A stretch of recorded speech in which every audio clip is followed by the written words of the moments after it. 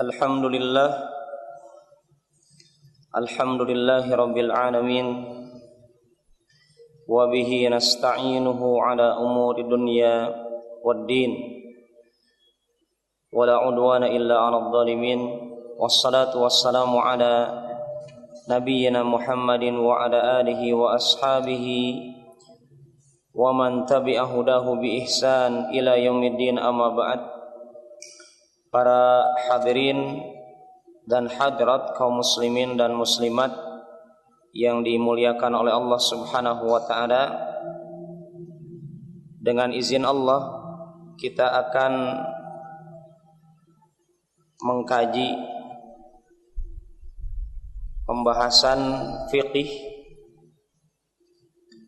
Fa ikhwani wal akhwat arsyadani wa arsyadakumullahu jami'an, nurahibukum wa nuhayyikum bitahiyatil muslimin. Assalamualaikum warahmatullahi wabarakatuh. Pada malam hari ini kita akan melanjutkan kajian fikih, dan insyaallah pada pembahasan kali ini pembahasan yang familiar, sangat dekat dengan kita, berkaitan dengan kucing. Ini ada tentang hadis yang berkaitan dengan sucinya air liur kucing. Kalau sebelumnya kita telah membahas tentang najisnya air liur anjing, kalau sekarang kita akan membahas hadis yang berkenaan dengan sucinya air liur kucing. Qala al-muallif rahimahullahu ta'ala, berkata penulis, semoga Allah senantiasa merahmatinya, an Abi Qatadah radhiyallahu anhu anna Rasulullah sallallahu alaihi wasallam qala fil hirrah innaha laysat binajas innama hiya minat tawafina alaikum, akhrajahul arba'ah wa sahhahu Tirmidzi wa Ibnu Khuzaimah.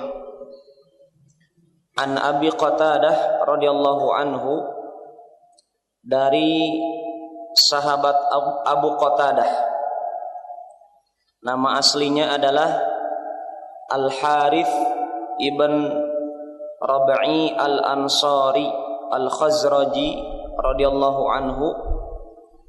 Beliau mengikuti peperangan dari semenjak perang Uhud. Perang Uhud terjadi kapan? Setelah perang Badar atau sebelum perang Badar? Setelah atau sebelum? Setelah. Kita tahu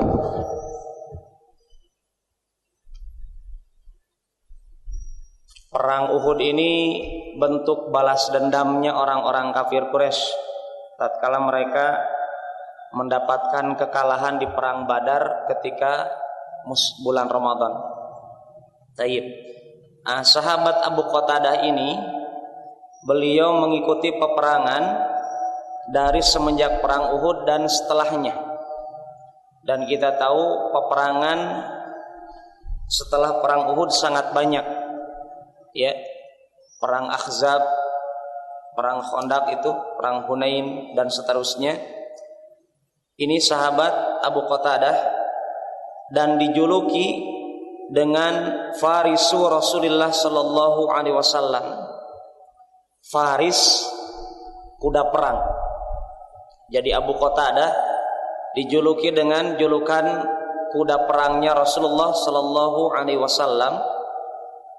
Hal ini sebagaimana yang tercantum dalam hadis riwayat Muslim, ketika Rasulullah sallallahu alaihi wasallam beliau keletihan dalam perjalanan, ya.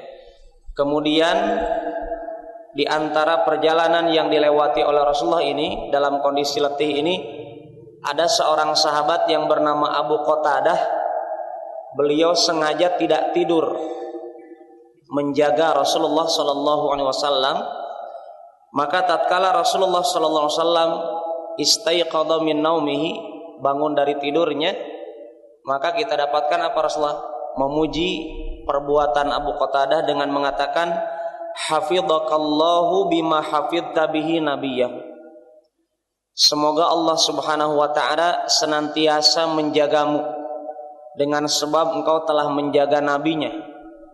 Ya, ini yang disebutkan oleh Rasulullah SAW memuji perbuatannya Abu Qatadah radhiyallahu anhu arda. Bahwasanya Rasulullah SAW bersabda fil hirrah. Hirrah ini kucing betina. Ya. Adapun Hurairah anak kucing betina. Jadi hirrah bisa dinamakan kucing betina, dan sebagian ulama lughah atau ulama bahasa Arab mengatakan hirrah ini bisa jadi dia kucing mau betina mau jantan. Ada yang mengatakan juga hir itu adalah kucing betina, kucing jantannya, hirrah itu kucing betinanya. Maka kita dapatkan sabda Rasulullah SAW ini akan membahas tentang kucing pada umumnya. Artinya kalaulah yang dibahas saat ini adalah kucing betina, itu sebagian ulama lughah mengatakan demikian. Tetapi kita dapatkan jumhur ulama memandang kasus ini tidak hanya berkaitan dengan kucing betina, artinya kucing jantan bukan, ya.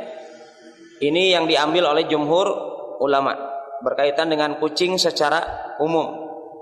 Rasulullah SAW mengatakan innaha laisat binajas. Sesungguhnya kucing itu tidaklah najis. Innama hiya minat tawafina alaikum.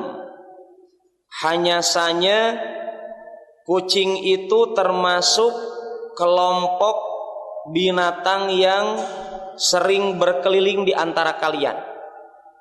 Ya, dan kita dapatkan saksikan realita demikian adanya.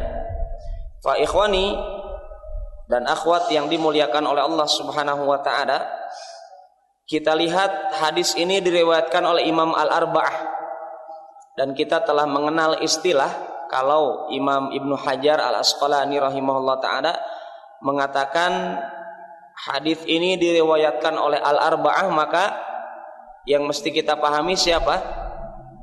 Ashabus Sunan. Ashabus Sunan adalah para perawi hadis yang mempunyai kitab Sunan. Sunan Ibnu Majah, Sunan Abu Daud, Sunan An-Nasa'i dengan At-Tirmidzi rahimahumullah taala. Ini hadis diriwayatkan oleh 4 imam ini. Artinya apa? Sebagaimana kita sebutkan, kalau demikian adanya, maka kita tidak akan mendapatkan dalam riwayat Bukhari dan Muslim. Wa sahhahahu Tirmidzi, dan hadis ini disahihkan oleh Imam At-Tirmidzi sebagaimana juga disahihkan oleh Imam Ibnu Khuzaimah. Kemudian kita akan, artinya kalau sudah tahu kedudukan hadisnya adalah sahih, ya. Sebagaimana juga Imam Al-Hafidh Ibnu Hajar, beliau katakan Sahahahul Bukhari wa Tirmidzi wal Uqaili wa Daruqutni. Hadis ini juga disahihkan oleh Imam Al-Bukhari, At-Tirmidzi, Al-Uqaili dan Ad-Daruqutni, dan Imam Daruqutni.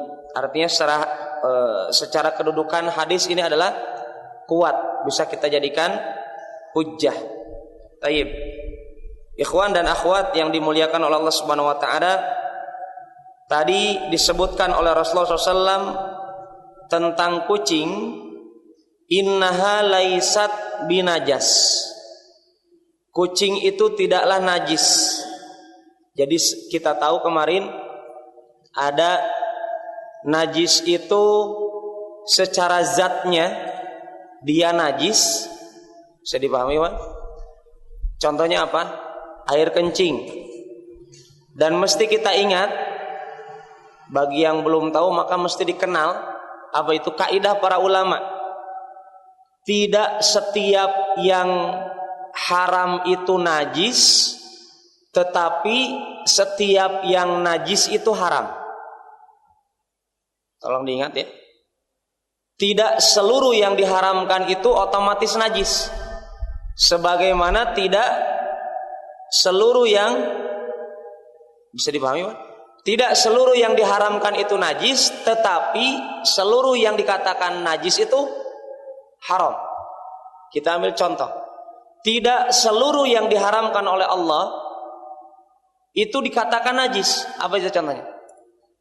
Antum diharamkan memakai kain sutra di dunia untuk laki-laki, memakai emas, mau handphonenya dari emas, atau pulpennya dari emas, atau mungkin apa saja yang antum miliki, sandal capitnya dari emas.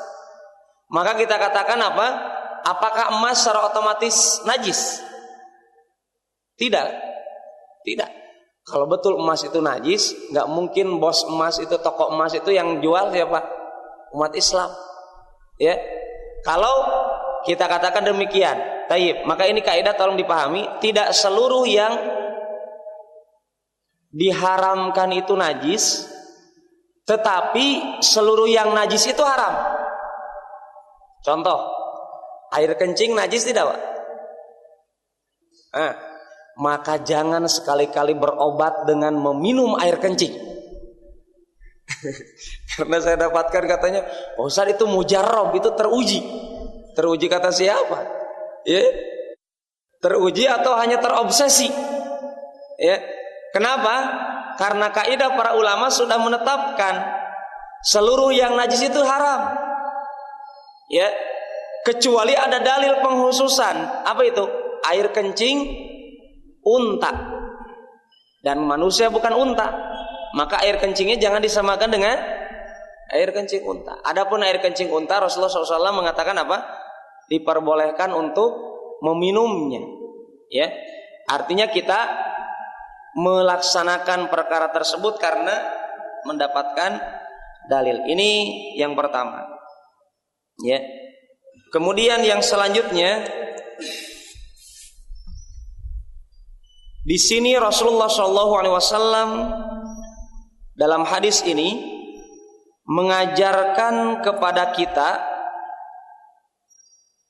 untuk belajar mencari hikmah, pelajaran berharga. Tatkala Rasulullah mengatakan boleh atau tidak dikatakan najis jilatannya kucing, dan jumhur mengatakan tidak hanya jilatan, apa saja yang dimiliki kucing, mau bulunya, mau ekornya atau apa, tidak najis. Bisa dipahami? Maaf, antum pernah dapatkan dari penjelasan saya di sini yang saya ingat dari Syekh Shalih Fauzan dalam kitab Al-Mulakhas Al-Fiqhi, kaidah yang lain. Apa itu? Binatang yang halal dimakan maka kotorannya tidak najis. Pernah Anda sampaikan di sini, di masjid ini. Dalam kitab Al-Mulakhas Al-Fiqhi, Imam Syekh Shalih Fauzan mengatakan demikian. Maka artinya apa? Kalau antum misalkan mendapatkan kotoran apa? Sapi. Lagi kurban antum, ya, kambing, ayam dan seterusnya, bebek, halal tidak dimakan? Halal. Ya. Kecuali kalau antum prediksikan itu bebeknya atau ayamnya ayam hutan yang mungkin dia bisa jadi makan bangkai dan seterusnya, maka masuk kategori apa? Al-jallalah. Apa itu al-jallalah? Binatang yang mesti dikarantina dulu untuk menjadi halal, yang kemungkinannya apa? Pernah dia makan makanan yang diharamkan oleh Allah Subhanahu wa taala. Seperti apa? Antum bagi para peternak lele. Saya ingat di pesantren lele itu sampai dimasukkan septic tank. Ya. Ini bagaimana hukumnya? Kalau suatu saat itu full dan disedot, kemudian qadarullah, Allah takdirkan lelenya muncul. Ya. Lele betul-betul binatang. Kira-kira halal tidak dimakan? dia masuk kategori jalalah tadi, mesti dikarantina. Berapa lama? 3 hari 3 malam. Direndam, diberikan makanan yang tohir, yang bersih-bersih. Setelah itu bisa antum konsumsi. Demikian juga binatang seperti apa? Ayam tadi. Kalau kita katakan, diprediksikan, kita takutkan dia makan yang diharamkan. Taib. Disinilah kita dapatkan Rasulullah SAW mengatakan innaha laisat binajas, innama hiya minat tawafin. Ini alasannya. Ya, sesungguhnya kucing itu termasuk kelompok yang tawaf. Apa itu istilah Rasulullah? Karena kucing sering tawaf. Ya, coba lihat kucing di hadapan antum. Kalau kemauannya belum dikabulkan suka tawaf, ngikuti antum, ya, berkeliling mengelilingi antum. Maka Rasulullah memberikan julukan kepada kucing melihat kepada dominannya perbuatan kucing. Dia sering keliling-keliling. Ya. Dan kalimat keliling-keliling di sini bukan hanya sekedar keliling-keliling, tetapi keliling-keliling yang ada di sekitar kita sebagai umat Islam. Maka jangan dikiaskan dengan anjing. Walaupun kita dapatkan kalau pakai logika, sebatas logika, anjing juga ikut keliling-keliling kepada pemiliknya, betul tidak? Maka disinilah munculnya dalil ini untuk mengkhususkan kucing dengan binatang-binatang yang dihalalkan oleh Islam, yang dia itu sering interaksi dengan kita. Maka jumhur ulama mengatakan dengan hal ini dikiaskanlah kepada hadis ini. Apa itu kias, Pak? Dianalogikan. Kalau kucing, ya, jilatannya itu halal, tidak najis, demikian juga binatang yang lain yang kita sangat membutuhkan untuk binatang tersebut kita manfaatkan rutin. Tatkala zaman Rasulullah kita tahu kendaraannya apa? Himar, keledai, ya, ataupun al-bighal. Al-bighal atau al-baghal ini apa, Pak? Bighal itu perkawinan antara keledai dengan kuda. Ya, muncullah binatang tersebut. Ini termasuk kategori apa? Semakna dengan kucing. Jadi jilatannya adalah tidak najis. Dan ini sebagai bentuk kemudahan dari Islam untuk kita semuanya. Maka para ulama menyebutkan berkaitan dengan hal ini, kaidah yang selanjutnya adalah al-masyaqqatu tajlibut taisir. Al-masyaqqah, sesuatu yang memberatkan itu, tajlibut taisir, akan melahirkan kemudahan. Dan disinilah maknanya. Ketika antum dapatkan kucing, ikhwan, apalagi antum para pecinta kucing sebagaimana Imam Abu Hurairah, kita dapatkan apa? Orang tersebut akan kesulitan kalau dikit-dikit mesti dibersihkan dari jilatan kucingnya. Maka kaidah para ulama di sini pas kalau kita sebutkan sebagaimana pensyarah mengatakan al-masyaqqah tajlibut taisir. Islam itu datang dengan membawa kemudahan. Ketika ada kesulitan maka lahirlah kemudahan. Ya. Contoh antum sulit sholat dengan berdiri, maka dengan duduk. Kalau sulit duduk dengan berbaring. Bisa dipahami? Ini kaidahnya adalah seperti itu. Ya. Antum yang belum sanggup menikah, apa kemudahannya? Saum. Ya. Al-masyaqqah tajlibut taisir, itu kaidah. Kesulitan itu mendatangkan kemudahan. Wa ma ja'ala 'alaikum fid dini min haraj millata abikum Ibrahim. Allah katakan dalam Al-Qur'an, wa ma ja'ala 'alaikum fid din min haraj. Tidak ada ajaran Islam yang antum rasakan sulit. Islam itu tidak menyulitkan. Bahkan ikhwan, berkaitan dengan berperang saja, ya, berperang di jalan Allah seperti yang terjadi di Palestina ataupun di Suriah, ya, kita katakan kalau pakai perasaan mungkin berat, tetapi kalau pakai din, pakai iman, maka akan dirasakan sebagaimana para sahabat Rasulullah SAW. Maka ikhwan, tolong diingat, cara mempraktekkan ajaran Islam itu dengan keimanan, bukan dengan perasaan. Maka pantas kalau Ali bin Abi Thalib radhiyallahu anhu, beliau katakan apa? "Lau kana dinu birra'i lakana asfalal khuf aula bituhri min a'laha."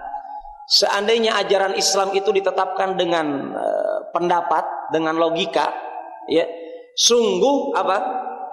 Sungguh apa? Sepatu itu, Pak, yang pantas dibersihkan yang bawah atau yang atas? Yang bawah. Tetapi kata Ali bin Abi Thalib, demi Allah aku menyaksikan sendiri melihat Rasulullah SAW mengusap khuf itu bagian atasnya, bukan bawahnya. Maka menerapkan Islam itu bukan dengan akal, tetapi dengan Al-Quran dan hadis, dengan pemahaman yang benar, yaitu pemahaman para sahabat, para tabi'in dan tabi'ut tabi'in. Dan tolong diingat, mesti diingat apa? Perkataan para sahabat itu lebih dikedepankan daripada perkataan para tabi'in atau tabi'ut tabi'in. Ya, kecuali perkataan para sahabat ini bertentangan dengan Al-Quran dan hadis. Ya, fa ikhwani fillah, di sini kaidah yang mesti antum ingat tadi. Apa kaidah yang pertama saya sebutkan? Tidak seluruh yang diharamkan najis, tetapi seluruh yang najis itu haram. Yang kedua apa tadi kaidahnya? Al-masyaqqatu tajlibus taisir. Ya, yang memberatkan itu akan melahirkan kemudahan. Ada kaidah yang lain? Baru dua itu yang Anda sebutkan? Jayyid. Ya. Tayyib, ini berkaitan dengan hadis ini. Maka ikhwan, dengan hadis ini kita dapatkan dalil yang menyebutkan bahwasanya kucing tidak najis. Dan yang disebutkan oleh Rasulullah hanya su'ruhu, air liurnya. Dan su'ru atau air liur ini secara bahasa sebenarnya apa? Bekas makan atau minumnya. Maka diistilahkan dengan bahasa Indonesia dengan kata air liur, ya. Artinya yang berkaitan dengan lidahnya itu kucing, maka tidak najis. Tayyib. Karena waktu kita masih panjang dan untuk pembahasan hadis kucing ini insyaallah kita pahami, insyaallah seperti itu. Kita cukupkan. Kita lanjut kepada pembahasan hadis selanjutnya. Tata cara membersihkan tempat yang terkena air kencing. Ya, yang antum kisahnya sudah tahu. Kita akan bacakan hadisnya. An Anas ibn Malik radhiyallahu an, dari sahabat Anas bin Malik. Semoga Allah senantiasa meridai beliau. Beliau berkata, Ja'a A'rabiyun, datanglah seorang Arab. Dan A'rabi ini istilah, ya, istilah untuk menunjukkan orang Arabnya bukan orang Arab kota, tetapi orang Arab pedesaan, orang Arab dusun, ya. Dan kita tahu orang Arab dusun itu kebiasaannya, etikanya berbeda dengan orang Arab kota. Dan para sahabat, dan ini termasuk sahabat, ikhwan. Ini sahabat yang berada dari kampung. Ya. Ja'a Arabiyun fabala fi ta'ifatil masjid. Datanglah seorang Arab dusun, kemudian dia kencing di tempat di antara bagian-bagian di dalam masjid. Ya. Dan yang dimaksud adalah Masjid Nabawi. Ya, kisahnya berada di kota Madinah. Ya, fajazarahun nas, maka manusia melarangnya.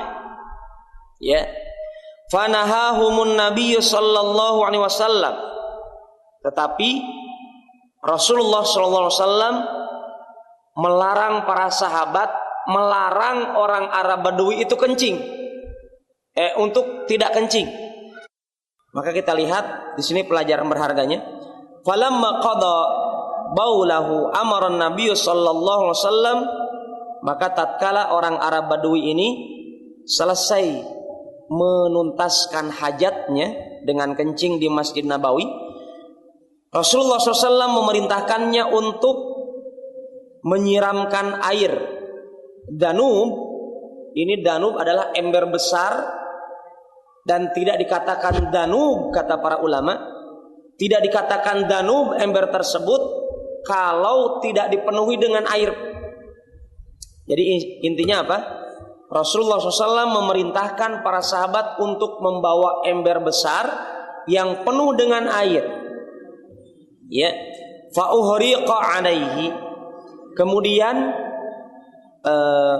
air tersebut ditumpahkan ke tanah yang bekas kencing orang Arab Badui tersebut. Hadis ini hadis muttafaqun alaih. Apa itu muttafaq alaih? Hadis terkuat. Ya, muttafaq artinya disepakati, alaih atas kekuatan hadis tersebut oleh siapa? Imam Bukhari dan Imam Muslim. Ya, ini hadis derajat terkuat dalam ilmu hadis karena diriwayatkan oleh dua ulama yang terkuat perawinya, periwayatannya itu Imam Bukhari dan Muslim.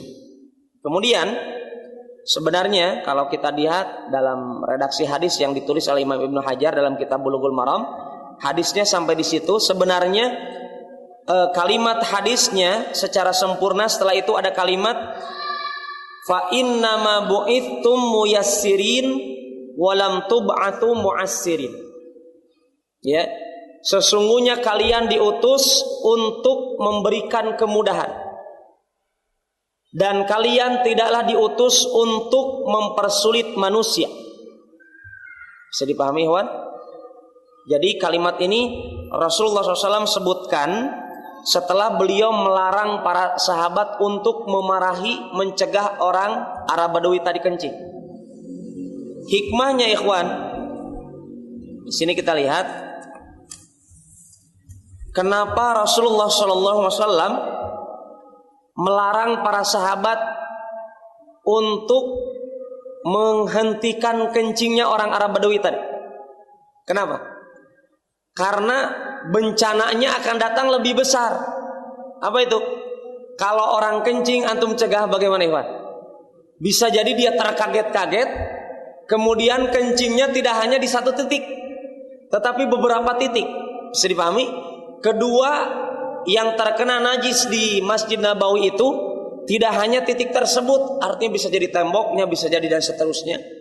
Kemudian juga selain itu bisa jadi pakaiannya orang yang kencing juga terkena najis. Maka kita lihat dari kisah ini kenapa Rasulullah SAW tidak melarang para sahabat untuk tidak melarang para sahabat, atau gini, kenapa Rasulullah SAW tidak melarang orang Arab Badui tadi kencing, tetapi membiarkan saja, bahkan melarang para sahabat untuk melarang, biarkan saja dia begitu. Untuk apa? Untuk menyelesaikan kebutuhannya. Yang kedua apa?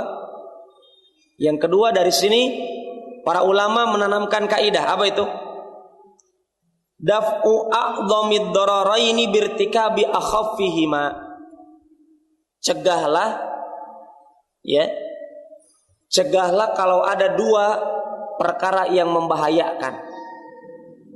Apa itu?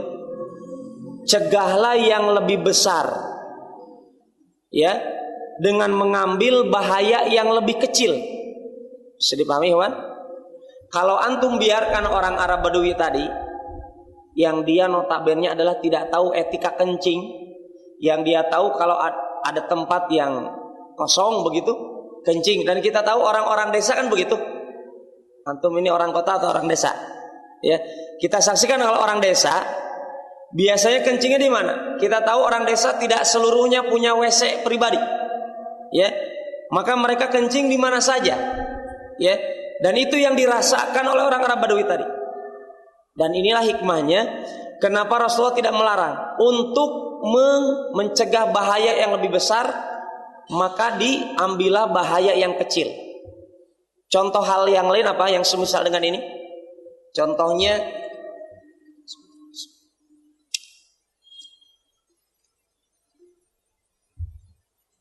yang pernah kita sampelkan atau kita contohkan, apa itu? Kasus malpraktek, ya, dokter-dokter yang gelarnya tak tahu gelar apa. Ada yang pernah saya dapatkan di Jawa itu lulusan SMA, belajar kedokteran otodidak. baca buku praktek apa gitu, kemudian dia buka praktek. Seingat saya di Bogor, wallahu taala alam, mana pernah dapatkan kisah nyatanya. Ya, dia lulusan SMA bisa praktek. Maka apa? Inilah diterapkan kaidah ini. Ya, cegahlah bahaya yang kecil untuk mendatangkan bahaya yang lebih besar. Kalau antum membiarkan malpraktek itu berada terus di pemerintahan kita, di negara kita, maka bahayanya lebih besar atau lebih kecil? Lebih besar. Berapa banyak korban-korban hasil malpraktek? Demikian juga adanya ini. Ya, demikian juga adanya ini. Demikian juga ikhwan, kisahnya kalau ada dalam suatu komunitas ada benalu-benalu dalam suatu keadaan, ya, ataupun orang yang membahayakan, kita dapatkan apa? Kasusnya sama seperti ini. Mesti dilenyapkan orang tersebut untuk mencegah bahaya yang lebih besar. Mungkin orang berargumen begini, Pak Ustadz, dokter tadi yang ditangkap oleh polisi, yang dipenjarakan itu, bukankah dia punya anak istri yang mesti dinafkahi dan seterusnya? Iya, tetapi bahayanya lebih besar. Dia akan membahayakan banyak pasien. Maka dicegahlah bahaya tersebut untuk mencegah bahaya yang lebih besar. Taib. Ini diantara hikmah yang didapatkan dalam kisah ini. Kemudian yang selanjutnya, ikhwan, kita dapatkan Rasulullah SAW memerintahkan untuk menyiram lokasi yang kena kencing. Maknanya, kalau suatu saat antum dapatkan kencing tersebut ada di rumah, ya, yang rumah tersebut sama seperti Masjid Nabawi zaman Nabi Muhammad SAW. Tolong jangan disamakan Masjid Nabawi zaman Nabi dengan zaman sekarang. Apa itu? Zaman Rasulullah SAW, Masjid Nabawi itu belum pakai marmer, betul-betul lantainya tanah. Maka hadis ini tidak pas kalau dipraktekkan untuk kekinian dengan marmer. Kecuali masjid antum itu misalkan masih ada masjid-masjid yang tidak berlantaikan kecuali tanah, maka praktekkan sebagaimana kasusnya di zaman Rasulullah SAW, yaitu dengan disiramkan. Kalau kasus seperti ini, ikhwan, misalkan jangan kita contohkan orang dewasa, anak kecil, tetapi kencingnya sudah najis. Kencing di mana? Di masjid. Maka yang dipraktekkan apa? Apakah disiram dengan seember besar? Ya, justru itu bahayanya lebih besar. Apa itu? Wah, antum membersihkannya lebih besar. Maka cukup apa? Cukup antum perkirakan mana yang terkena percikan air. Kencing dielap dengan lap basah, kemudian bersihkan berapa kali sampai antum prediksikan itu tidak najis lagi. Ya, tidak najis lagi. Taib. Ini berkaitan dengan pelajaran dari hadis ini. Kemudian kalau kita dapatkan kencing tersebut ada di lokasi yang lokasinya semisal dengan Masjid Nabawi, yaitu dengan berlantaikan tanah, ya, seperti rumah-rumah orang kampung, kita katakan jangan memaksakan diri untuk melubangi tanah tersebut. Mungkin ada orang yang berinisiatif, lubangi saja dicangkul, ditutupi, dibalik tanahnya. Tidak, karena Rasulullah tidak memerintahkan. Dan kita tahu di zaman Rasulullah SAW sudah ada cangkul, ya, di zaman Rasulullah sudah ada cangkul, walaupun mungkin cangkulnya berbeda. Yang jelas kita tahu apa buktinya Pak, sudah ada cangkul. Nah, itu perang Khandaq, ya. Perang Khandaq itu apa, Pak? Perang parit. Bagaimana bisa jadi parit besar begitu kalau bukan pakai cangkul atau yang semakna dengan cangkul? Maka kita katakan kencing tersebut kalau terkena kepada tanah yang ada di sekitar tempat tinggal kita, jangan memaksakan diri dengan mencangkulnya, membalik tanah tersebut, karena tidak pernah disabdakan oleh Rasulullah SAW, atau memindahkan tanahnya ke tempat lain. Bisa dipahami? Antum singkup itu dengan singkup yang kena air kencing, kemudian dipikul, dijadikan pupuk di tanaman, tidak perlu memaksakan. Ini tanattu fid din, ini berlebihan dalam din Islam. Ya, kenapa? Karena Rasulullah cukup mempraktekannya dengan disiram. Taib. Dan maknanya, ikhwan, kita lihat hikmahnya. Air kencing, ikhwan, kalau antum pernah menghitung kadar literan air kencing sekali orang kencing berapa liter? Bisa dipahami? Kenapa saya katakan demikian? Karena Rasulullah mengatakan bidanubin min ma. Rasulullah memerintahkan dengan ember besar penuh dengan air. Maknanya apa? Kalau airnya penuh dengan air suci, di hadapan air kencing tersebut yang kadarnya tidak banyak, maka bisa tertutupi dengan air tersebut. Maksudnya begitu. Bisa dipahami? Maka itu pun telah mencukupi. Dan ini diantara keindahan sunnahnya Rasulullah Sallallahu Alaihi Wasallam. Kemudian ana sebutkan di sini ada riwayat lain, ya, riwayat Abu Daud yang berselisih dengan riwayat Bukhari Muslim. Coba kita lihat dalam riwayat Abu Daud ada riwayat mengatakan khudu ma bala alaihi min turab fa'alquhu. Ambillah lokasi yang terkena air kencing. Ini hadis riwayat Abu Daud, bukan hadis Bukhari Muslim, dan akan terjadi kontradiktif. Dalam hadis Abu Daud mengatakan kalau ada tanah yang terkena air kencing tersebut, ambil saja, ya. Wa ahriqu ala makanihima. Baru setelah itu tanah yang tadi sisa diambil itu disirami dengan air. Konteksnya bagaimana ikhwan? Ada tambahan, ambil dulu tanah yang terkena air kencing, dibuang. Jadi seakan-akan tanah tersebut menjadi kotoran gitu. Ambil kotorannya, dibuang. Nah, kemudian sirami itu yang tanah yang bersihnya. Taib atau sisa-sisa yang kencingnya tadi. Hadis ini hadis yang mursal. Ya, hadisnya tidak kuat karena perawinya tidak berjumpa dengan Rasulullah sallallahu alaihi wasallam, bukan seorang sahabat. Ya, bukan seorang sahabat Rasulullah SAW, maka kita tetap memakai berpedoman kepada hadis Bukhari dan Muslim. Kemudian ada tambahan di sini yang sangat berharga. Apa itu? Kalau misalkan, ya, kencingnya di masjid ini, misal, dan qadarallahu masya, tidak ada yang tahu, sampai itu airnya menguap, ya, artinya kering. Dan ini semakna dengan apa yang dikatakan oleh Ibunda Aisyah.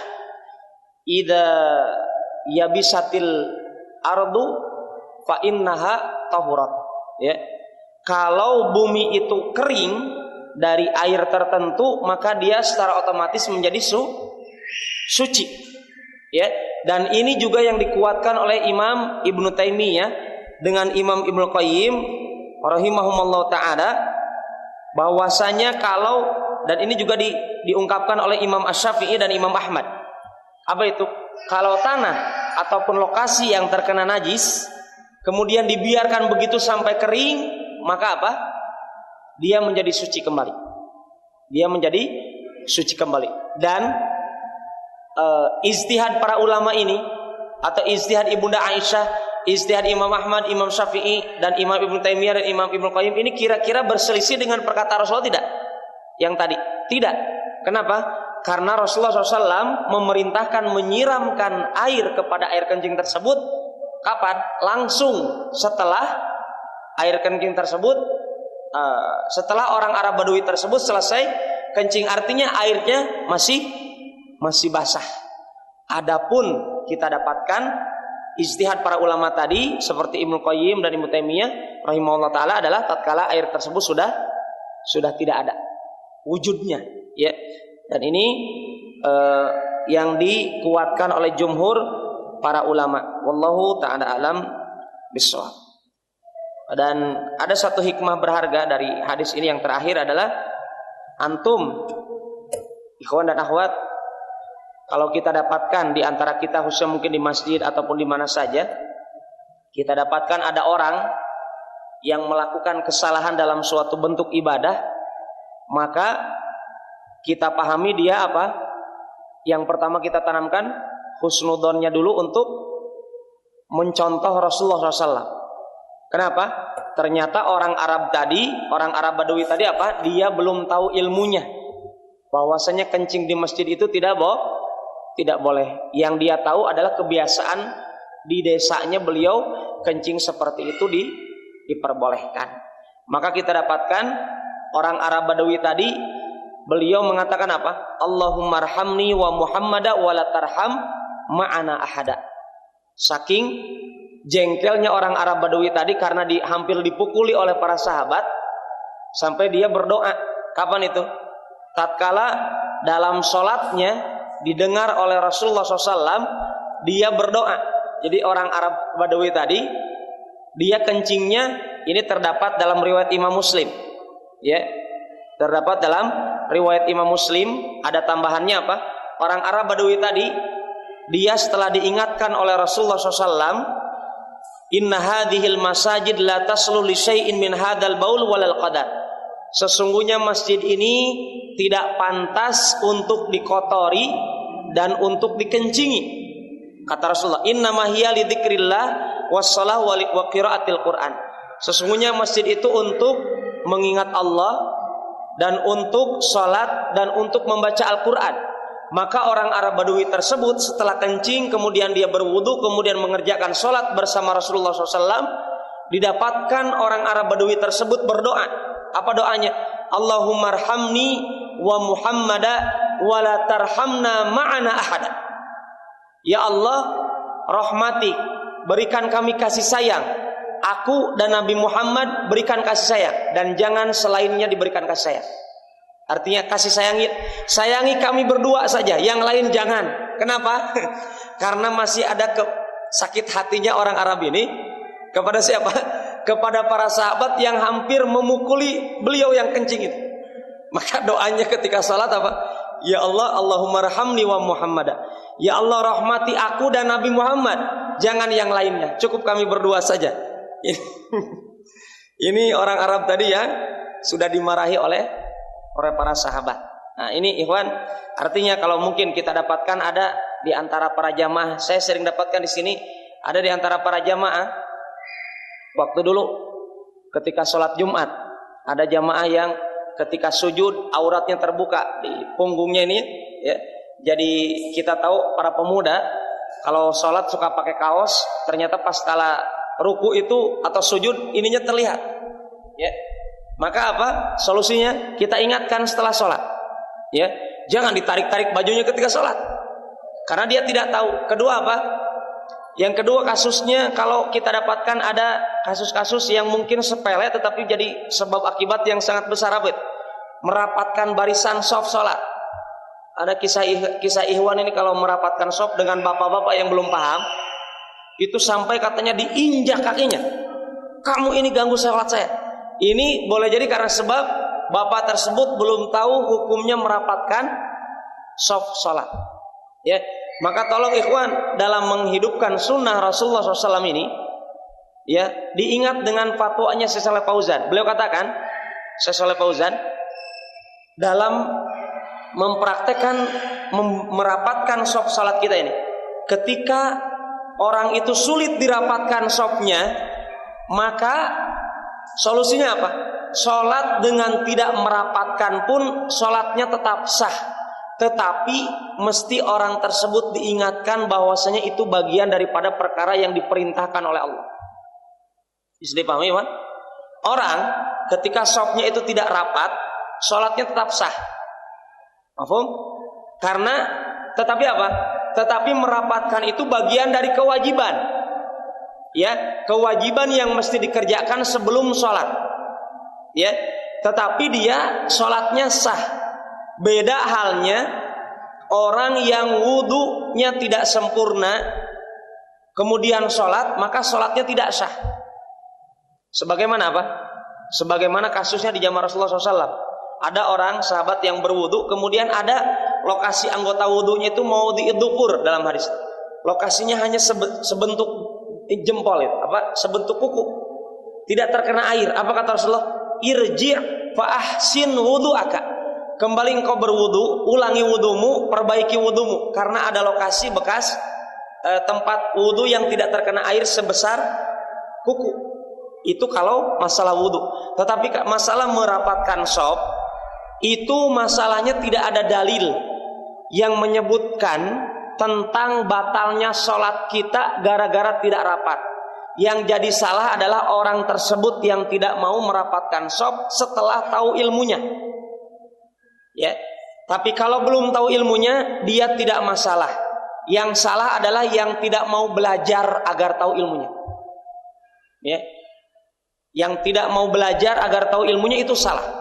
Tetapi orang yang tidak tahu ilmunya, betul-betul tidak tahu, dia tidak salah. Sebagaimana orang Arab Badawi tadi, kencing di masjid, kalau orangnya sudah tahu pasti salah. Tapi kalau tidak tahu tidak dikatakan salah.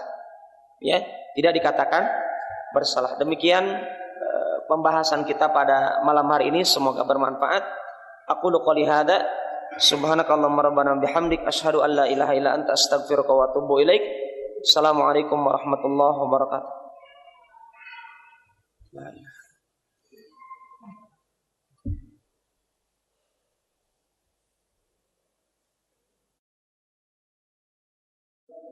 Pada saat sholat asar, pada saat itu sholat asarnya cuma 3 rakaat. Kemudian selesai 3 rakaat pada saat itu, ada yang melanjutkan 1 rakaat, ada yang selesai. Kemudian yang saya mau tanyakan, bagaimana seharusnya itu dalam fikih, apakah kita menambah atau sujud sahwi atau seperti apa Ustaz? Dan kemudian pertanyaan selanjutnya, apakah doa sujud sahwi itu bisa kita baca sesuai dengan doa sujud subhana rabbiyal azim wa bihamdi, atau subhana rabbiyal ala wa bihamdi, atau ada doa yang lain? Terima kasih. Assalamualaikum warahmatullahi wabarakatuh. Innal hamdalillah nahmaduhu wa nasta'inuhu wa nastaghfiruhu wa na'udzu billahi min syururi anfusina wa sayyiati a'malina. Wa ba'd, berkaitan dengan tikus, apakah dikiaskan kepada kucing atau tidak? Kita dapatkan tikus ini diperintahkan untuk dibunuh. Ya. Tikus diperintahkan untuk dibunuh, dan tikus itu berbeda dengan kucing. Maka para ulama, seperti kita dapatkan dalam fatwanya Syekh Al-Utsaimin rahimahullah taala, beliau tidak mungkin dikiaskan kepada kucing, bukan termasuk minat tawafin. Hal ini semakna dengan apa yang diperbuat oleh Ibn Sirin rahimahullah taala yang pernah kita ungkapkan kemarin. Bisnis madunya itu mesti ditumpahkan tatkala beliau kedapatan ada yang terkena di antara sebagian madunya yang terkena binatang ini. Maka kita dapatkan apa? Itu masuk kategori apa? Penjelasan dari perbuatan Ibn Sirin akan najisnya tikus. Ya, akan najisnya tikus. Tetapi secara prinsip tadi kita temukan jumhur ulama berpandangan apa? Kalau yang terkena tikus itu tidak kita ketahui, maka maaf, kita dimaafkan. Kita tidak bisa mendeteksi mana yang terkena tikus, mana yang bukan. Yang jelas, nahnu naqumu bil dhawahir wallahu yatawallas sarair. Ada kaidah para ulama apa? Kita menghukumi yang dohir. Kalau kita melihat ada tikus di suatu tempat, misalkan menjilati keju atau makanan-makanan kita, maka kalaulah perkara tersebut makanan adalah makanan yang cair bentuknya, maka mesti dibuang seluruhnya. Tapi kalau yang padat, maka yang terkena tikusnya itu diciduk kemudian dibuang, yang sisanya adalah bisa dimanfaatkan. Ya, ini berkaitan dengan tikus, tidak mungkin dikiaskan dengan kucing. Kenapa? Karena ada perintah untuk membunuhnya. Kemudian juga dari sisi makanan berbeda dengan kucing. Sebenarnya dalil pembolehannya adalah ada nas yang warid, tetapi dikiaskan para ulama tidak pernah mengatakan boleh. Ya, untuk dikiaskan dengan tikus. Kenapa? Karena alasannya gini, Pak. Kalau antum belajar kias, itu mesti memahami 4 rukun. Kias itu rukunnya mesti 4. Pertama apa? Ada al-aslu, ada al-fara', ada al-illah, ada al-hukm. Jadi rukun kias, kalau antum mau mengkiaskan sesuatu dengan yang lain, contoh rokok dikiaskannya kepada apa untuk diharamkan? Kalau betul diharamkan, maka antum belajar kias. Karena rokok di zaman Rasulullah SAW memang ada, tetapi bentuknya berbeda. Taib. Katakan brandy, whisky ataupun apa itu Pak? Putau ya, misalkan putau. Apakah ada di zaman Rasulullah? Tidak ada, tapi dikiaskan oleh para ulama kepada khamar. Taib. Dalam masalah kias, tolong diingat 4 perkara. Apa itu? Mesti ada asal, mesti ada cabang, mesti ada illah, alasannya yang kuat, dan mesti ada hukum yang sama. Asal. Contohnya asal di sini apa? Asal itu adalah sumbernya Al-Quran hadis. Contoh. Rasulullah SAW, Allah katakan innamal khamru. Taib khamr. Kullu muskirin khamrun kata Rasulullah. Seluruh yang memabukkan itu khamr. Wa kullu khamrin haram. Dan seluruh khamr itu diharamkan. Jahit. Sekarang asalnya khamr itu diharamkan. Di zaman Rasulullah SAW khamrnya dari apa? Dari anggur. Jahit. Nah, sekarang ada kasus-kasus di zaman saat ini ada perkara-perkara yang memabukkan tapi bukan itu. Contoh apa? Lempox. Anak-anak itu tuh tukang ngamen itu biasa pakai lem. Dihirup itu ya sampai kurus-kurus. Dengan menghirup itu bukan tambah gemuk, tambah kurus. Maka dikiaskan tidak? Kemungkinan besar dikiaskan karena apa? Dengan itu dia katanya Pak Ustaz, itu sering ada dialog dengan orang-orang pengamen di Jakarta. Katanya setelah menghirup itu play katanya. Apa itu play? Jadi aktif itunya, hayalnya itu katanya, wah tenang katanya. Kan sama. Maka kita lihat ya kawan, pokok asalnya itu mesti kita lihat ada tidak dalam Al-Quran hadis. Pokoknya itu, pokok pengharaman, yaitu khamr. Yang kedua cabangnya itu ada tidak zaman sekarang. Ya, yang ketiga ilahnya, alasan pengharamannya ada nggak? Dalam cabang dengan asal ini sama tidak? Kalau sama ataupun mirip-mirip lebih dominan maka itu kita samakan hukumnya sama. Kalau tidak maka belum terjadi. Maka kita lihat tikus dengan kucing apa beda tidak? Beda. Dan dua-duanya ini ada di zaman Nabi. Yang lebih dikuatkan dengan hadis yang tadi kita bahas apa? Kucing disebutkan oleh Rasulullah SAW apa? Ilahnya. Alasan ketiga, rukun dalam kias, dalam analogi. Alasan ketiga apa? Ada ilahnya itu. Kucing dikatakan halal, tidak najis jilatannya. Apa? Innama hiya minat tawafid. Dia itu suka berlalu lalang. Adapun tikus, dia berlalu lalangnya kapan? Itu. Kucing berlalu lalangnya mau antum sedang tidur mau tidak, dia itu tenang bersama kita. Lah kalau tikus apa antum bermain-main dengan tikus Abu Fa'ar gitu. Bapaknya kucing atau bapaknya tikus, tidak ada julukan gitu bagi umat Islam. Kenapa? Dan tikus di zaman Rasulullah SAW sudah ada dan diperintahkan untuk dibunuh. Diperintahkan untuk dibunuh. Wallahu ta'ala alam bisawab. Kemudian berkaitan dengan sholat, kalau tadi kisahnya 3 rakaat langsung salam, ya, mana yang mesti kita ambil konteksnya adalah sebagaimana yang sudah terjadi di zaman Rasulullah. Hadis Dzul Yadain. Salah seorang sahabat yang namanya Dzul Yadain, beliau katakan kepada Rasulullah tatkala sholat zuhur, melaksanakan sholatnya mestinya 4 rakaat, Rasulullah 2 kali salam, 2 rakaat langsung salam. Maka Dzul Yadain mendatangi Rasulullah SAW. Apa kata Dzul Yadain? Aku siratis salat. Apakah sholat itu telah dikosor ya Rasulullah? Pada Rasulullah berada di mana? Di Madinah. Dan dikosor sholat kapan? Kalau dalam perjalanan. Rasulullah tidak sapa. Rasulullah menjadi orang Madinah. Ya, maka Dzul Yadain pantas bertanya. Dengan kecerdasannya sahabat Dzul Yadain, maka beliau bertanya, ya Rasulullah, apakah sholat ini dikosor? Kata Rasulullah, tidak. Sehingga Rasulullah meminta penguat dari para sahabat yang lain. Wahai para sahabatku, apakah betul aku tadi dari sholatnya dikosor? Kemudian para sahabat mengatakan, na'am ya Rasulullah. Iya ya Rasulullah. Kemudian Rasulullah, waktu itu Rasulullah sudah mundur di belakang. Di tiang Masjid Nabawi yang berada di bagian belakang, beliau sedang bersandar di situ. Kemudian Rasulullah kembali kepada posisi sholatnya di depan, mengimami dan menyempurnakan sholat. Dan sebelum salam beliau melaksanakan sujud sahwi 2 rakaat, kemudian salam. Sempurnakan 2 rakaat salam yang kurang, 2 rakaat sholat yang kurang. Konteksnya mestinya para jamaah itu apa? Kalau mau mengingatkan imam, ya, kapan? Kalau sudah salam maka ingatkannya selesai salam, mengikuti sunnahnya Dzul Yadain yang tidak disalahkan oleh Rasulullah, tetapi dibenarkan dengan penguat dari para sahabat yang lain. Artinya kalau antum datangi imamnya, jangan antum melaksanakan sholat sendiri-sendiri, menyempurnakan sendiri-sendiri. Kenapa? Karena imamnya melaksanakan sholat, melaksanakan salah, maka ikuti kisahnya Dzul Yadain tadi. Ya. Allahu ta'ala alam.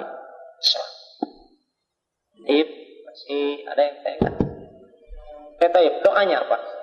Doanya, ya, doa sujud sahwi itu tidak ada warid dari Rasulullah SAW. Syekh Utsaimin mengatakan antum mau diam saja silakan, atau berdoa sebagaimana doa ketika antum sujud juga tidak masalah.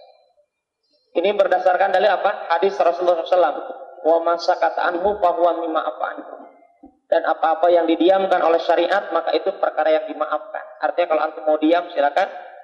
Maksudnya yang didiamkan syariat apa? Tidak ada dalil yang mengatakan untuk sujud sahwi bacaan ini, bacaan itu tidak ada. Maka itu yang didiamkan artinya kembalikan kepada antum. Mau membacanya sebagaimana sujud dalam sholat atau antum diam tidak apa-apa. Ya, wallahu ta'ala alam. Assalamualaikum warahmatullahi wabarakatuh. Waalaikumsalam warahmatullahi wabarakatuh. Bertanya saya Pak Ustaz bahwa kita ini biasanya tidur bersama anak-anak, biasa dikenal dengan kencing anak-anak. Biasa kita bangun, kita punya pakaian sudah basah kuyup oleh kencingnya kita punya anak-anak, baik itu anak-anak perempuan maupun anak laki-laki. Yang saya mau tanyakan adalah apakah kita harus mandi untuk melaksanakan sholat subuh? Kita harus mandi atau kita bagaimana cara membersihkannya? Lalu kedua, apakah kencing anak-anak perempuan dengan anak laki-laki ini berbeda cara membersihkannya? Kira demikian, Ustaz. Bismillahirrahmanirrahim. Wassalamu ala Rasulillah wa ala alihi wa ashabihi wa mawala amma ba'd. Berkaitan dengan kencing, dan ini kita masukkan kategori najis. Kapan dikatakan najis kencing anak ini? Ketika anak tersebut, sebagaimana ini kita dapatkan dalam kitab Al-Mulakhas Al-Fiqhi, pembahasan secara Fauzan dalam hal ini adalah air kencing anak bayi, yang masih bayi maksudnya, ketika dia hanya mengandalkan ASI saja, maka anak kencing laki-laki itu tidak najis. Bisa dipahami, Pak? Anak kencing laki-laki yang masih bayi, dia tidak najis kalau yang air kalau kencingnya itu dia hanya mengandalkan air susu ibunya. Tapi anak kencing perempuan dikatakan najis. Ya, walaupun baru lahir. Nah, sekarang konteksnya adalah dalam masalah membersihkan. Membersihkan hal ini sama seperti najis yang lainnya, kecuali najis yang terkena jilatan anjing kemarin. Artinya apa? Cukup dibersihkan, dilap, dan berapa kali mengelapnya sampai kita katakan itu bersih. Misalkan badan kita, jadi tidak mesti harus mandi wajib atau tidak perlu mandi, ya, tidak perlu mandi. Kenapa? Karena konteksnya adalah syariat mandi itu adalah bukan karena kencing bayi, ya, tetapi karena perkara-perkara yang disebutkan oleh syariat apa itu? Mimpi basah, ya, dan disunahkan oleh para ulama bagi orang yang baru masuk Islam. Sebelum dia bersyahadat, dia disunahkan untuk mandi jinabah. Ini dikatakan sunnah, kata Syekh Al-Fauzan. Kenapa? Karena sebagian sahabat tatkala masuk Islam ada yang diperintahkan mandi wajib, sebagian sahabat yang lain diperintahkan tanpa diperintahkan mandi wajib kemudian bersyahadat masuk Islam. Maka dikatakan hukum mandi jinabah bagi yang mau masuk Islam itu hukumnya sunnah. Demikian juga orang yang telah memandikan jenazah itu juga hukumnya sunnah, tidak wajib. Sebagaimana yang dikatakan Ibn Abbas ataupun Ibn Umar, ya, dihukumi sunnah bukan wajib. Adapun yang wajib mandi jenazah siapa? Perempuan yang selesai nipasnya atau selesai haidnya berhenti, maka dia mandi jenazahnya wajib. Ataupun laki-laki yang telah berhubungan intim, ataupun wanita yang sudah berhubungan intim, ataupun laki-laki yang belum berkeluarga mimpi basah. Dengan catatan keluar air mani. Kalau air maninya tidak keluar maka tidak wajib mandi jenazah. Adapun yang kena kencing tadi anak kita, cukup dilap saja, Pak. Sampai berapa kali Pak? Sampai bersih. Ya, mungkin dilap 1 kali bersih, alhamdulillah. Karena kencingnya anak kita tatkala tidur kan beraneka ragam kuotanya. Kuotanya maksudnya. Betul tidak? Ya betul, karena saya pernah dapatkan, saya sendiri juga pernah kita dapatkan, mungkin masing-masing kita tidur dengan keponakan kah atau pas, kenapa saya tidak mimpi basah? Karena kencingnya di sini. Ya, Berarti ya cukup di bajunya saya diganti. Dan ini kita dapatkan apa? Sebagaimana kisahnya Rasulullah SAW. Apa itu? Tatkala melepaskan sepatunya atau sandalnya ya, ketika sholat, beliau melepaskan apa? Sandalnya tanpa mengulang wudunya. Ini maknanya apa? Yang kena najis itu yang dihilangkan. Tidak perlu dimandikan itu sepatunya, kecuali sepatu itu dijilati anjing. Dan itu adalah kotorannya. Wallahu ta'ala alam, kotoran apa yang jelas dilepas oleh Rasulullah Sallallahu Alaihi Wasallam. Artinya intinya adalah bersihkan sampai kita anggap itu bersih, dan bilangannya tidak ada batasan. Wallahu ta'ala alam.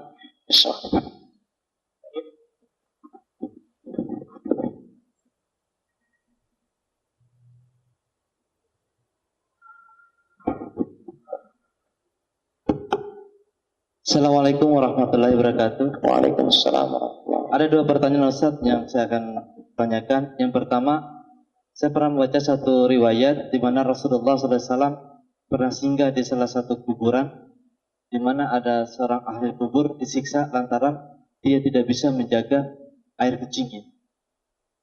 Yang ingin saya tanyakan apakah dia disiksa? Apakah selama masa hidupnya dia buang air kecil terpercik pada bagian tubuhnya, dia tidak mencucinya, atau dia disiksa lantaran karena begini, dia buang air kecil terpercik di bagian tubuhnya sampai mengering percikan itu, dia tidak mencucinya. Apakah dia disiksa lantaran walau dicucinya pada saat dia habis buang air kecil, zat itu terpercik kepada tubuhnya? Paham Ustaz? Soal pertanyaannya, pertanyaan, apakah Allah menyiksa hambanya mereka yang buang air kecil terpercik ke bagian tubuhnya walau dia mencucinya, atau disiksa lantaran dia buang air kecil terpercik bagian tubuhnya sampai mengering air kencingnya itu sendiri? Itu yang pertama Ustaz. Yang kedua, bagaimana Ustaz kalau misalnya kita lagi sholat, di pertengahan sholat tiba-tiba anak kita yang sudah buang air kecil memeluk kita, padahal kita sementara sholat. Apakah kita harus membuka baju kita atau bagaimana Ustaz? Apa kita batalkan sholat kita? Demikian, terima kasih Ustaz. Assalamualaikum warahmatullahi wabarakatuh. Waalaikumsalam. Bismillahirrahmanirrahim. Wassalatu wassalamu ala Rasulillah wa ala alihi wa ashabihi wa wala amma ba'd. Hadis tentang dua perkara ya, dua orang yang disiksa itu oleh Allah Subhanahu wa taala di alam kuburnya. Innahuma la yu'adzabani fi kabirin. Sesungguhnya dua orang ini tidaklah disiksa dalam perkara-perkara yang besar, bukan berkaitan dosa, bukannya dosanya. Yang dilihat bukan besar dosanya, tetapi maksudnya bukan perkara yang berat. Ya, yang dimaksud oleh para ulama dalam hadis ini adalah innahuma la yu'adzabani fi kabirin. Kabir di sini bukan maksudnya perkara tersebut bukan termasuk dosa besar. Bukan maksudnya. Kalimat kabir di sini adalah perkara yang remeh sebenarnya, dianggap orang remeh, kecil. Yang satu adalah berkaitan dengan innahu la yatatohar min baulin, kata Rasulullah SAW. Yang pertama adalah orang tersebut tidak bersuci setelah kencing. Dipahami konteks hadisnya? Dia tidak bersuci setelah kencing, dan itu banyak. Saya waktu di bis Jakarta Kuningan, supir mobil itu sangat sayangkan, itu banyak supir mobil kencing di botol. Azani wa azakumullah jami'an. Saya di bis, dia sengaja ke belakang kondekturnya, bis besar Pak, Jakarta Kuningan, bis besar ya. Kemudian dia kencing, terdengar kencingnya, waliyatubillah, dibuang begitu saja tanpa bersuci. Ini yang dimaksud oleh Rasulullah SAW. Innahuma la yu'adzabani fi kabir. Dia sebenarnya sepele itu amalan. Apa susahnya sih cari perkara-perkara tisu kah atau apa? Itu maksudnya. Ya. Artinya, kalau yang antum tanyakan itu, maka itu yang dimaksud oleh Rasulullah SAW. Yang kedua suka mengumpat orang lain. Pelaku ghibah. Itu kan remeh tapi dosa besar. Gitu. Ya, remeh tapi dosa besar kan hanya ngungkit-ngungkit amal aib orang. Itu kan remeh. Remeh maksudnya diremehkan orang, tapi itu di hadapan Allah tidak remeh, maksudnya begitu. Dan itu disiksanya dengan siksa yang besar di dalam alam kubur. Wallahu ta'ala alam. Adapun kalau kain yang kena terpercik tadi kemudian sudah kering, maka mengikuti pendapat jumhur tadi. Taib, idza tahuratil ardu fa innahu tahurat. Idza yabisatil ardu fa innaha tahurat. Kalau bumi itu sudah kering, maka dia sudah suci kembali. Bisa dipahami? Itu sebagaimana dikatakan oleh Ibunda Aisyah, Ibnu Taimiyah, Ibnu Qayyim, kemudian Imam Ahmad dan Imam Syafi'i rahimahumullah jami'an. Kemudian kasus yang kedua, ketika kita sholat, ada anak kecil yang kencing gitu Pak, memeluk kita. Kita sedang dalam keadaan sholat, apa yang kita kerjakan? Sebagaimana perbuatan Rasulullah SAW. Ketika beliau sholat, beliau diam saja. Tatkala didatangi malaikat Jibril, lepaskan sepatumu, maka dilepas. Para sahabat melepas, karena tidak tahunya mengikuti Rasulullah SAW. Rasulullah tahu melepasnya karena sebab ada najis. Kalau kita tahu, berarti prakteknya begitu Pak. Kalau kita tahu itu pakaian tersebut ada najisnya, maka dilepas. Lalu bagaimana badan kita? Badan kita bagaimana Pak Ustaz? Aurat tidak? Tatkala itu, kalau dalam kondisi darurat, itu aurat tidak Pak? Tidak dikatakan aurat. Maka dilanjutkan sholatnya dengan mengganti pakaian tersebut. Kalau ada pakaiannya, kalau tidak, maka bagaimana Pak Ustaz? Kita batalkan sholatnya, kemudian ganti dengan pakaian baru. Ya. Kenapa saya katakan yang kedua itu dengan istihad seperti itu? Kenapa? Karena Rasulullah melepas ini, sepatu itu bukan bagian daripada apa? Aurat sholat kalau dilepas. Maksud tidak? Sepatu kalau dilepas, sholatnya sah tidak? Sah. Kalau pakaian dilepas, Ibn Bas mengatakan jumhur ulama berdasarkan hadis la sholata liman kana laisa ala atikaihi la ala ahadi akitikaihi taubun syai'un.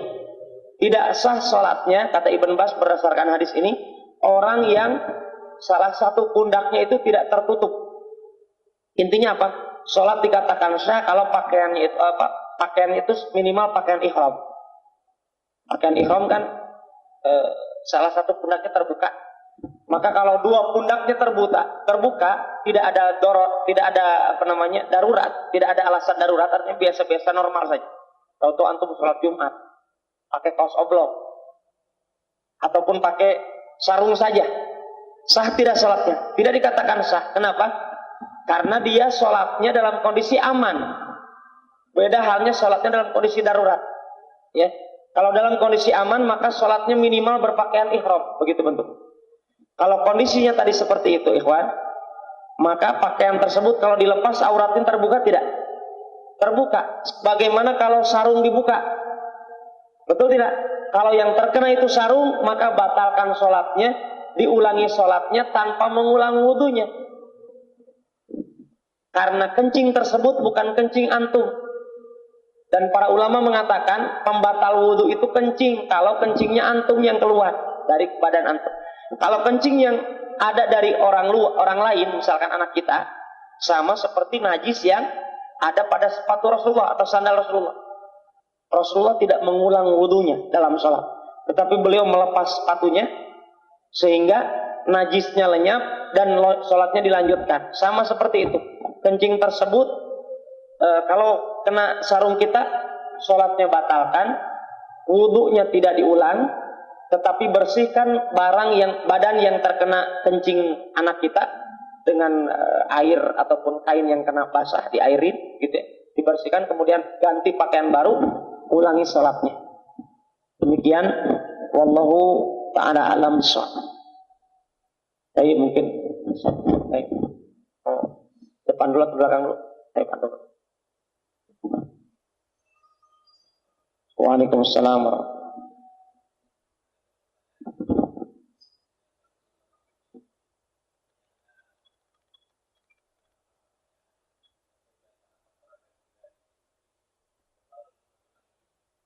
Mengagungkan, bagaimana bentuk mengistimewakannya, bagaimana?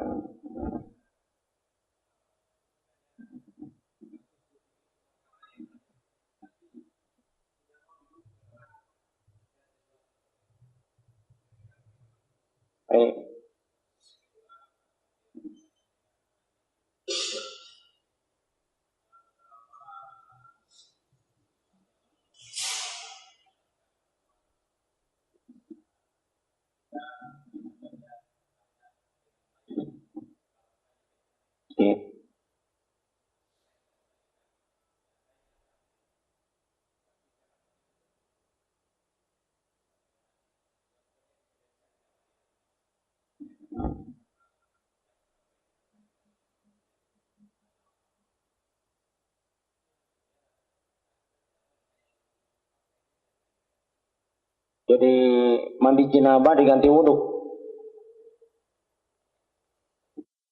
Bismillah wassalatu wassalamu ala rasulullah wa ala alihi wa ashabihi wa mawala amma ba'd. Kucing diistimewakan sesuai standarisasi syariat Islam ya. Apa itu? Maksudnya istimewakan kucing sebagaimana Abu Hurairah juga mengistimewakan kucing. Maksudnya apa? Kita tahu hadis Rasulullah SAW kemarin alaihi salatu wassalam. Udzibat imra'atun fi hirrah. Ada di zaman Bani Israel seorang wanita disiksa gara-gara seekor kucing.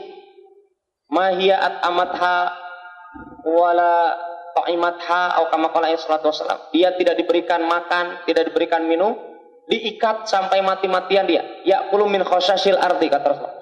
Dia hanya makan dari yang ada di situ. Diikat sama wanita itu. Maka wanita tersebut disiksa gara-gara seekor kucing tersebut. Artinya kalau begitu maksudnya adalah istimewakan kucing.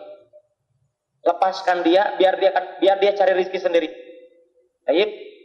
Kalau yang dimaksudkan tadi adalah diistimewakan gara-gara kepada khurafat atau seperti yang pernah saya dapatkan, ada seorang bapak setelah dengar kajian saya di ICM kemudian besoknya dia SMS tidak tenang. Kenapa? Katanya waktu saya dengar kajian Pak Ustadz, saya dapatkan saya di perjalanan dengan istri saya yang sedang hamil, kemudian nabrak kucing mati. Nah, bingung katanya, harus dikain kapan lah, harus kita katakan ini jelas tanatu fiddin, berlebihan dalam din Islam. Ya, dan ini termasuk khurafat. Apa itu? Ilmu-ilmu gaib yang tidak ada dalilnya. Ya, seperti yang Kiai Slamet kemarin di Solo itu, yang mesti sungkemannya masih Kiai Slamet itu yang terbau putih. Kita katakan kucing diistimewakan sesuai standar syariat Islam. Apa itu? Kucing binatang yang layak haknya bebas begitu kan? Artinya bebas hidup, berikan makan, kalau mau dipiara dirawat dengan yang baik. Tapi jangan diistimewakan dengan kategori berlebihan. Ya, dengan ada katanya alasan tadi, kalau dia makan anak ayam, kemudian tidak boleh dibunuh. Ya, dalilnya tidak ada, maka tidak perlu. Dan dalil dibunuh juga tidak ada, maka jangan dibunuh. Baik, maklum tidak? Dalil untuk membunuh kucing tidak ada, bahkan dalil merawat kucing ada. Maka kedepankan dalil yang ada sampai ada perintah untuk membunuh kucing. Ya, biar kucingnya galak ya, karena tidak ada dalil perintah membunuhnya. Anak sampai saat ini belum pernah ada perintah dari para ulama membunuh kucing. Adapun anjing, jelas anjing galak ada. Ya, anjing galak ada. Taib. Adapun kucing tidak ada dalil untuk diperintahkan untuk dibunuh, tetapi untuk dirawat ada contohnya Abu Hurairah. Ya, ada dirawat contohnya kisahnya Abu Hurairah. Adapun diistimewakan seperti tadi adalah khurafat. Ya, ada khurafat nanti adalah ketok pintu kah atau dan seterusnya. Wallahu ta'ala alam, itu adalah khurafat. Kemudian kisah berwudu menggantikan mandi jinabah itu tidak ada dalil. Tidak ada dalilnya. Artinya tidak sah mandi jinabah diganti dengan berwudu. Kalau kondisinya sakit, Ustaz, kita tahu kisahnya sahabat yang setelah peperangan luka menganga di kepalanya. Di situ tidak ada Rasulullah, adanya para sahabat. Sahabat ini meminta fatwa kepada para sahabat yang lain. Yang ini mengatakan apa? Harus mandi jinabah karena air ada. Ini kisah sahabat yang menganga di sini kepalanya berdarah setelah peperangan. Kemudian sahabat ini memaksa sahabat ini untuk mandi jinabah, kemudian dia mandi jinabah dan besoknya meninggal. Sampai kisah ini kepada Rasulullah SAW. Apa kata Rasulullah? Alaysa dawa'ul 'ain was su'al. Bukankah obatnya kebodohan itu bertanya? Rasulullah memarahi para sahabat yang menjadikan sebab meninggalnya sahabat itu. Dan para sahabat berfatwa karena tidak tahu. Yang mereka tahu apa? Orang yang mandi basah, itu sahabat yang tadi menganga itu, dia mimpi basah. Paginya dia mesti mandi wajib, kata para sahabat. Di situ tidak ada Rasulullah. Sampai beliau mandi wajib dan meninggal. Maka kata Rasulullah apa? Kenapa kalian tidak bertanya? Sahabat mereka memfatwakan itu kenapa? Karena ilmu yang mereka tahu waktu itu apa? Mandi wajib dengan air. Dan tatkala itu ada air. Mereka tidak tahu bahwasanya sahabat tersebut ada rukhsah, ada keringanan. Ya. Dan ayat tentang hal tersebut dengan tayamum itu belum turun. Maka sahabat tadi berdalil dan berdasarkan apa yang mereka tahu. Jadi mereka tidak salah. Kesalahan mereka dimaafkan karena ketidaktahuan mereka. Maka bagi kita katakan apa? Tidak ada dalil mengganti mandi jinabah atau mengganti tayamum dengan berwudu. Ya, dengan berwudu. Maka kalau orang tersebut sakit, tidak mampu dengan air atau dengan berwudu bisa, maka kalau orang tersebut sakit, mungkin dengan air mandi jinabah bisa, tapi mandi air dingin tidak bisa, maka dengan air hangat diperbolehkan, boleh. Kalau orang tersebut sakit, tapi kalau dengan air hangat pun tidak bisa, maka dengan bertayamum. Dan jangan dicari solusi yang lain, karena tidak ada. Jadi kalau tidak bisa dengan air dingin, dengan air hangat, karena yang mengatakan air ma'ul musammas, air yang kena panas matahari itu hadis yang dilemahkan. Salah satu yang melemahkan adalah Imam An-Nawawi rahimahullahu ta'ala. Artinya air hangat tidak boleh dipakai air untuk bersuci, itu adalah dalilnya lemah. Ya, dalilnya dilemahkan oleh para ulama. Maka kalau orang sakit kemudian dia bisanya dengan air hangat, maka mandi jenabahnya dengan air hangat. Demikian juga berwudu. Kalau berwudunya di musim yang betul-betul dingin sekali, kemudian dia kalau dengan berwudu dengan air dingin malah kentut terus, karena ada orang kena masuk angin kalau kena berwudu karena air dingin, berwudu kentut lagi dan seterusnya. Maka kalau dengan air hangat antum bisa berwudu kemudian bisa menghangatkan badan antum, maka tidak masalah. Ya, tidak dimasalahkan. Wallahu ta'ala alam bisawab. Demikian. Masih ada. Assalamualaikum warahmatullahi wabarakatuh. Tadi Ustadz untuk tentang siksa kubur bahas kencing dan gibah. Saya ingin menanyakan, ada teman saya membenci seseorang, dia suka menceritakan kejelekan orang tersebut. Saya katakan, kenapa suka menceritakan tentang dia gitu? Gak apa-apa kan, gak sebut namanya, kata dia. Jadi apakah gibah diperbolehkan walaupun tidak menyebut nama? Jadi dia buat inisial atau apa gitu, Ustaz. Makasih. Bismillahirrahmanirrahim. Wassalatu wassalamu ala Rasulullah wa ala alihi washabihi wa mawala mabad. Rasulullah SAW bertanya kepada para sahabat, atadruna manil ghibah? Atadruna mal ghibah? Apakah kalian tahu apa itu ghibah? Maka Rasulullah mengatakan apa? Para sahabat ridwanullah alaihim, mereka mengatakan apa? Allah wa Rasuluhu a'lam. Allah dan Rasulnya yang lebih tahu definisi ghibah. Apa Rasulullah mengatakan? Al-ghibah dzikruka akhaka bima yaqra. Ghibah itu adalah engkau menyebutkan saudara engkau dengan perkara yang dibenci saudaramu. Jadi kalau antum dapatkan saudara antum itu diceritakan aibnya di hadapan saudara antum langsung, maka dia pasti benci. Maka itu ghibah. Dzikruka akhaka bima yaqra. Jadi saudara antum disebutkan namanya, itu baru dikatakan ghibah. Tapi kalau menceritakan seseorang tanpa disebutkan namanya, itu bukan ghibah. Bisa dipahami? Misalkan, Pak Ustadz, ada seseorang begini, untuk mengambil ibrah ataupun mengambil hukum ataupun mengambil fatwa dari seorang ulama, maka dikatakan tidak masalah untuk diucapkan tanpa menyebutkan orangnya. Itu tidak masuk kategori ghibah.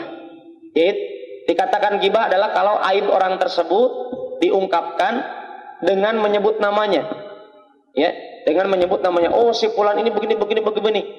Kecuali ya, kita dapatkan Imam An-Nawawi rahimahullah ta'ala beliau katakan tidak masuk kategori ghibah kalau kita mengungkapkan orang tersebut di hadapan hakim untuk mengambil hukum. Contohnya kisahnya istrinya Abu Sufyan yang mengadu kepada Rasulullah SAW tentang perilakunya Abu Sufyan, yang katanya Abu Sufyan ini selektif dalam mengeluarkan dana untuk kehidupan rumah tangganya. Maka istrinya mengatakan kepada Rasulullah, ya Rasulullah, boleh nggak saya mencuri dari harta suami saya tanpa sepengetahuan suami saya? Kenapa? Maka diungkapkanlah oleh istrinya, itu suami saya itu sulit mengeluarkan uangnya untuk urusan keluarga. Maka boleh tidak? Hukum tidak. Suami seseorang oleh istrinya boleh diungkapkan di hadapan ustadznya dalam rangka mengambil solusi, maka itu tidak dikatakan ghibah. Maka apa kata Rasulullah? Khudhi bil ma'ruf. Ya, ambillah dari harta suami itu dengan cara yang baik, tidak berlebihan. Oh, karena Rasulullah membolehkan, maka langsung dihilangkan harta suami. Tatkala suaminya datang, mana harta saya? Diam saja. Itu tidak boleh. Yang diperbolehkan adalah khudhi bil ma'ruf. Ambillah dari harta suamimu dengan cara yang bijak, dengan cara yang baik. Ya, sesuai kebutuhan. Maksudnya untuk makan, untuk minum, untuk kebutuhan anak istrinya, maka ambil oleh istrinya sesuai kebutuhannya tanpa berlebihan. Maka itu tidak dikatakan ghibah. Ya, tidak dikatakan ghibah. Demikian juga hanya Anda semuanya, ikhwan ataupun akhwat yang biasa memandikan jenazah. Yang kita tahu jenazah itu kadang ditakdirkan oleh Allah apa? Sebagaimana perkataan para ulama, man 'asha 'ala tha'ah mata 'ala tha'ah. Man 'asha 'alal ma'siyah mata 'alal ma'siyah. Ma'siyah. Barang siapa orang yang hidupnya di atas ketaatan, dia akan meninggal dalam atas ketaatan. Orang yang hidupnya dalam kemaksiatan, maka akan meninggal dalam kemaksiatan. Na'udzubillah min dzalik. Maka kalau kita dapatkan kita memandikan orang, kemudian ada cacatnya, ada aibnya, boleh tidak usah diceritakan. Boleh dengan catatan apa? Tanpa menyebut namanya. Misalkan antum, Pak Ustaz, ataupun antum cerita kepada ikhwah yang lain. Akhi, saya pernah memandikan seseorang. Kemudian dia itu begini. Diceritakan aib-aibnya untuk mengambil ibrah tanpa disebut namanya, tanpa disebut rumahnya, apalagi jalannya, nomor handphonenya, itu ketahuan. Apa manfaatnya antum tidak menyebutkan namanya, tapi nomor handphonenya disebutkan, alamat rumahnya, istrinya, sama saja itu buka aib. Ya, maka jangan disebutkan kalau begitu adanya. Ya, intinya apa? Kalau antum menyebutkan hanya seseorang, ada seorang yang pernah dimandikan oleh orang lain, padahal yang memandikan antum dan yang dimandikan saudara antum, tidak masalah. Ada yang memandikan, kemudian dia itu dimandikan oleh orang lain. Ada yang memandikan, misalnya. Yang dimandikan itu begini. Diceritakan aibnya untuk apa? Mengambil pelajaran. Itu tidak masalah. Ya, tidak masuk kategori ghibah. Wallahu ta'ala a'lam bishawab. Demikian bermanfaat aku qouli hada. Subhanakallahumma rabbana wa bihamdika asyhadu an la ilaha illa anta astaghfiruka wa atubu ilaik. Assalamualaikum warahmatullahi wabarakatuh.